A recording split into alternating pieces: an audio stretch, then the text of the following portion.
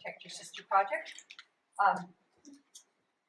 My background is I've been a clinical social worker for the past 30 years and a hospitalist and internal medicine PA for the last 9. Today I'd like to talk to you about obstetric fistula and changing the educational paradigm. This is important because currently there are an estimated 2 to 4 million women with fistula and another 150,000 new cases expected annually. Here's a young woman who, when she was 12, was married. When she was 14, she went into obstructed labor, long obstructed labor, during which time her infant died, and she was left with an obstetric fistula, which, as you already know, is a hole or pathway between the bladder and or rectum and the vagina, causing uncontrolled incontinence. She spent the next 7 years curled in a ball, vainly trying to control that incontinence through starvation.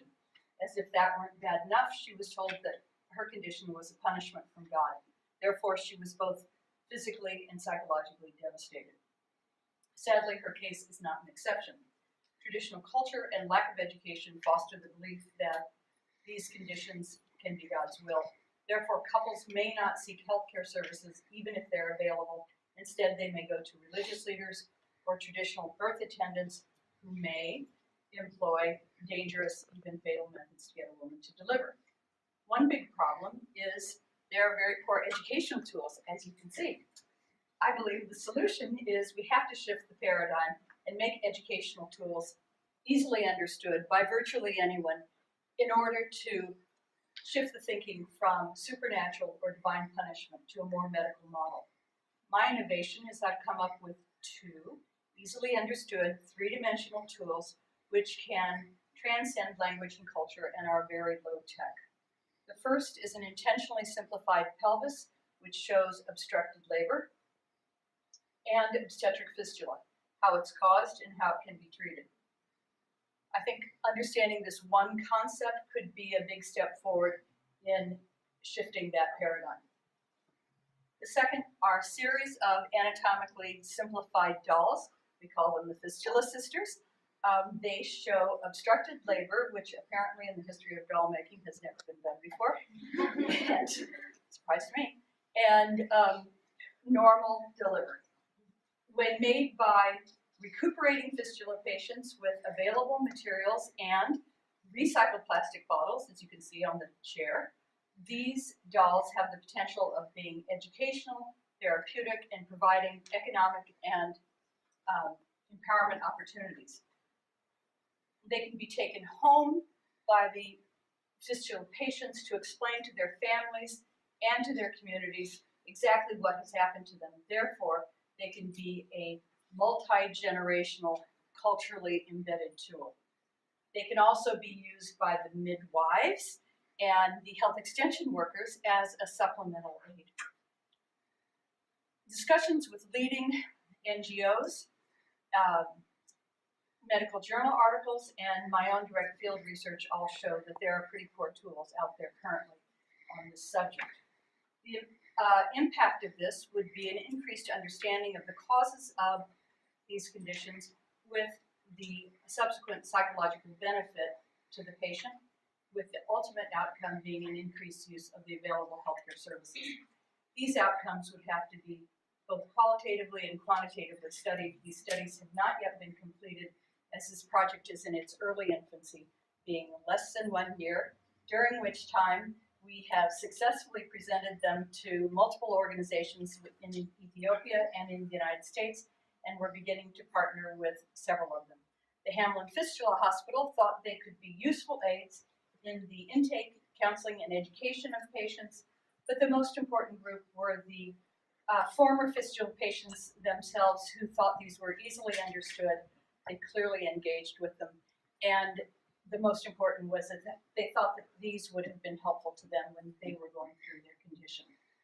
This project is self-managed, would be initially foundation funded with additional fundraising needed after that. My ask is for your advice regarding the manufacturing of the prototypes, social and organizational networking, and fundraising. Here's what the medical director of Ethiopia's Engender Health thought about the tools, and I thank you so much. I look forward to your questions and hope you'll speak to me afterwards if you have any interest in this project. It's the best moment, and here's just for fun. Great. Thank you so much, Lady. Thank you. We now have 5 minutes for question and answer and comments from the audience. Any questions? Or Shall I even show you? comments? If we have 5 minutes, then I can show you how this works.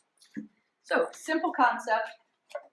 And again, there are many causes for obstetric fistula, but I'm trying to get at shifting the thinking from this is a punishment from God to a more medical model. So, this can be made virtually anywhere. We could involve men in carving and obstructed labor. How simple is that? The idea is that it's not two-dimensional. We're not using flip charts. You can pass this around and people can feel their own hips. They can get it. What I also have here is, are these in here? Is the uterus, the rectum with poop, and the bladder.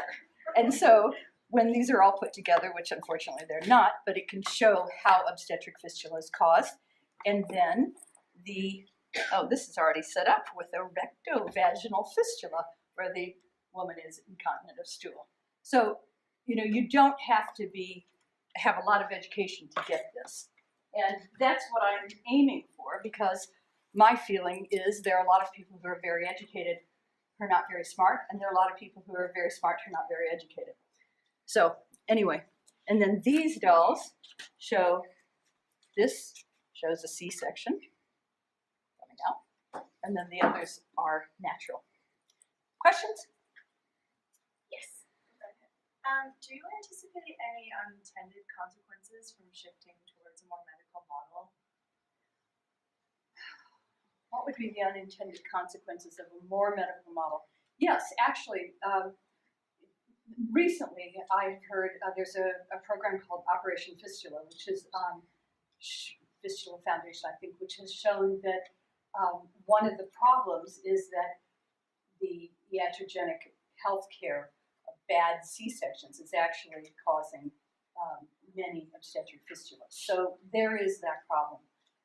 My focus has been, there are so many issues with access and poor service and bad health care generally, but I'm just trying to be kind of singular-minded in terms of this one issue and education. But yeah, that's a huge problem. Yes? Have you had any experience trying to engage any religious local leaders with your educational program? So this project is very new. I did go to Ethiopia, and one of my concerns was the Christian-Muslim issue, and certainly aniconism, which is not showing natural forms. Fortunately, I was very lucky in that I found that there are 3 exceptions in the Quran which allow for showing natural forms, and they all have to do with dolls. And so I've been very lucky. I kind of dodged the bullet on that one. So that is an accepted, dolls are an accepted exception to the issue. I mean, have you been able to get any local support from the religious Not yet. leaders to try to Not roll yet. this out? No, it's a wonderful idea, but just there hasn't been time yet. Just to give you a sense of this, I came up with this idea in October, and I was in Ethiopia in November, and it's just been a whirlwind since. So, yes? Kind of to roll off of that, I think educational tools are like this visual ones are a wonderful aspect, and the more that we can get people to know about their bodies, the better they can take care of them. But kind of going off of that question, what is your proactive plan about being able to not just confront kind of social values or social concepts, but kind of marry them into how you plan to introduce this new medicalized language? So I'm going to be partnering with several of these organizations, and one of them is Healing Hands of Joy, which is, if you've heard of A Walk to Beautiful, the woman who produced that is the founder. And these women will be fistula ambassadors. They're going through post-surgical rehab program. This is in Mekelle, Ethiopia. And they are getting healthcare training, psychological training, counseling, and they will go out. The idea is that they get a little kit, and these dolls will be in their kit as one of many tools. But so they'll go out into their villages and talk with women who are pregnant or try and find these hidden fistula patients.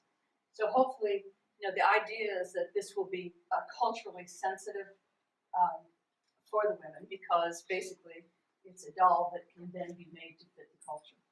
Does that answer your question? Yes. Perfect, thank you. We're actually out of time now for the 5 minutes of Q&A, but I would like to invite our expert panelists, Paula Menta and Peter Drovak, to sit with Joni Chenoweth for some Up here. background. Let me move the baby, Move the pelvis. the obstructed labor here. I'll take the baby. Yeah. I've got 4-month-olds 10,000 miles away, so Oh, we're just, there you yeah. go. That happens. Yeah. So, what I thought was really interesting about your presentation is that it's so easily understood. Really, I thought that, the pelvis and the dolls, it is a very easy to understand visual representation. And I think it's really important to highlight this. This hasn't come up so much in the conference yet, but low literacy, areas of low literacy really need desperately tools that are communication aids in order to adequately communicate medical points. And so that's very important. My background, both as a social worker and as an internal medicine physician assistant, has made it so that I'm always trying to explain complicated things in the simplest fashion. And when I saw this problem, I thought we can do better than that, even by making it simple. And honestly, there are many women in this country, not unlike your situation, who have no idea of the basic anatomy of bladder, uterus, rectum, colon. They just have no idea. So. The other really important and key issue that your project raises is really the coupling of a medical problem with social stigma, or really barriers, cultural barriers to care. And I think that it sounds like you're really trying to take an approach where you've learned about the social stigma, the cultural barriers, and that's really refreshing to see, because other devices or innovations that haven't taken that approach to kind of learn about the culture have ultimately failed, and so it's really important. Thank you. My feeling was, if we can't shift this thinking, we can't even get started with the medical approach. Because if you're still thinking that your ancestors are punishing you, or webs have formed inside your vagina that need to be cut out, you're not going to go to a healthcare provider. So. Joni, what are your 2 most pressing questions for our expert panelists today? Oh, only 2. Well, one, I'm trying to find global partners who are already working on education. I think this could be something that could be used by midwives and fistula hospitals, also educators. So that's one, is networking. And then I need help with prototype manufacturing, because I am really not a seamstress. And if you took a look at these, you would know. And so I need to make prototypes to get the idea out there. My hope would be that I could have kits that, like in Copenhagen, could be given to rehab, the Women Deliver Project in Copenhagen, that could be given out to disseminate this information. One other question I have for you is, it's been suggested to me that I sell these kits just to get the money to then put back into, into the work. My feeling has been to be completely nonprofit and to just try and get this knowledge out there and these really simple tools. On the other hand, initially the plan was that the fistula survivors would make the dolls, and that they would get the product. And, you know, so organizations like Engender Health, which maybe might have more money, or some other Gates Foundation, who knows, could pay some money to these women so they would get some economic opportunities. But that's another question. I'd like your advice on. So 3 things. Well, just to start, I think that you've come a long way in a really short period of time. Thank you. It's a really cool idea. I often find myself, on the rare occasions when I have a really cool idea that is, you know, as soon as I start sort of shopping it around, people will poke holes in it and make it better and better and better. And so I think you really need to enter into like a road testing phase. And it seems to me that if you could find a couple of partners in a couple of really different kinds of settings, cultural, geographic, religious, etc., you probably learn a lot because there are going to be different issues to overcome with each one of those groups. And so maybe it's a partner in Ethiopia and a partner in Latin America, you know, depending where the burden of disease is greatest, but a couple of places there. And just getting a few programs where I love the idea of fistula ambassadors, for example, where you train a group of women, you get these tools out there, and then you do user testing. This would be a great place to set up a qualitative study where you could do focus group testing and other kinds of things. So you get feedback from the trainers, from the ambassadors, from providers, from women, etc. And if you do it in the right way, they all become co-conspirators in the co-designers, I guess you could say, in this project. And your 2.0 version of all these things are going to be much better, and then it makes it a lot, you know, much more effective when you get to designing and things like that. Once you've got that information, then you can even think about go to IDEO.org, which is a great, you know, design thinking organization, a nonprofit version of IDEO, who's doing quite a bit of interesting global health work, including in places like the DRC, where you know, fistula is really one of the most pressing problems. And you know, find somebody like that. You might find that this is something that you could just have a design for, and people could carve it locally. You might find that actually wood's not going to be very durable, and there's going to be issues. This sort of thing you could probably make with a 3D printer really easily and cheaply if you design just the perfect thing. So, just a thought. Yes, okay. Yeah. So I have just met with Chupago, and we're going to start partnering in Nepal, and hopefully in Guinea. So, but we're in the absolutely very, very, very early stages of that. So with luck, I'll be in Africa and Nepal and be able to do some of those things. So. And are you planning in those 3 different sites to mount a qualitative research study? Yes, yes. And what will that entail? Well, I've been working to try and design that. But certainly, we already have done focus group and moderated discussions here. But you know, I think I'll probably get a social behavioralist who can get me a good qualitative study.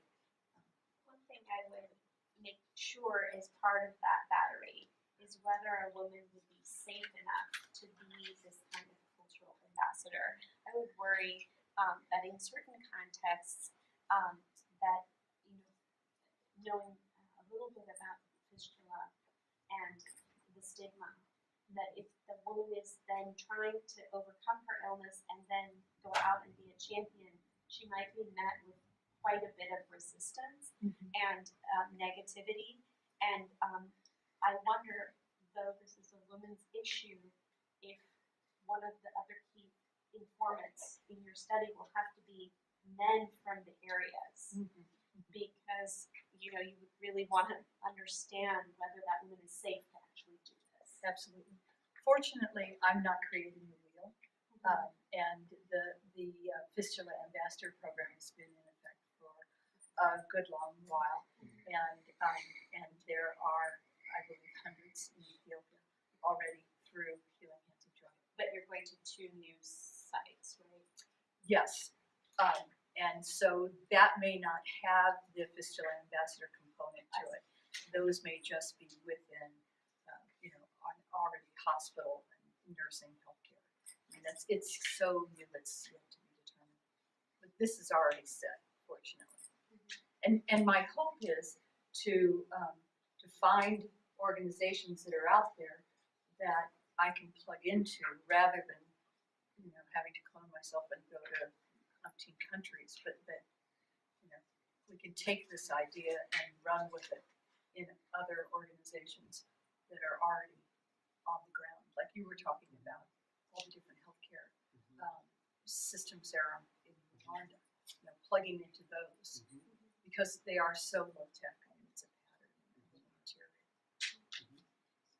In terms of converting this from a nonprofit to a social enterprise, I wondered whether there was a market for just plain dolls.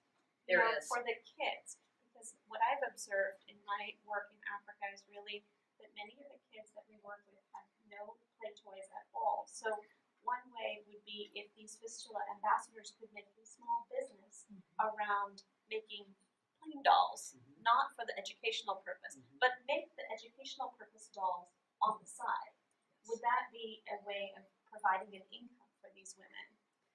The question that has come up when I've asked that is whether or not there are enough people who could afford to buy them. But the fact is, So do the Tom Shoes thing. So they make cute little dolls that you can sell here at GHIC and other conferences. You can set up a website so people buy them here and give them to your kids. And for every doll you buy, one set of Fistula sisters or whatever will be produced and provided to somebody. that would be great. That's a great idea. You're not talking about a massive scale, so that might be something you could do pretty easily. I think on the sort of to sell or not to sell, I often hear that poor people won't value something unless you make them pay for it, and I think that's stupid personally. I mean, you can be a nonprofit and still have a social enterprise approach, right? So this is not a capital intensive endeavor you're talking about here. So you just figure out how you're going to make stuff. So you can raise philanthropic funds to pay for these things when you can. So you could ask organizations to make a contribution. You don't have to buy the dolls, but we would ask for a $20 contribution to cover the costs if you can afford it. Then you can, these are all different ways that you can sort of make it work, right? Because ultimately it's just about getting dolls in the community so we're going to make good use of them. And so whether that's getting donations, whether that's this kind of like buy one, give one model, or pay when you can, I think all of the above. And you can still be a 501c3 and do all that stuff. Right. And really, I'm not trying to make money on this. I'm just trying to get it out there. What's amazing though is the price of simple dolls like this. Unbelievably expensive. A doll showing labor, the closest thing is Mama and More. It's about $200. In my world in Child Protective Services and as a social worker 100 years ago, a set of 4 anatomically correct dolls, $420. It's outrageous. So, one thing that Alison Scheiger, the founder of Healing Hands of Joy, was saying is even if the women don't use these for being Fistula ambassadors, they might just like to cuddle up with them. And I think that's probably true. So, not that one. That one was bought at Target for $10. So, is there a market for the dolls for other purposes here in the U.S.? Huge. One of the things that I've seen, and maybe you will have seen this as well, is there aren't very many dolls of color. And I was in D.C. Last summer, and I saw this young little African-American girl carrying a blonde doll under her arm. And I thought, that's really pathetic because I don't think there are good dolls of any. I meant for medical educational purposes here in the U.S. Oh, I don't know. That's a good question. I think that the pelvis could be used in the U.S. and really everywhere, just to have it in clinics to give people an idea of what's going on and basic anatomy.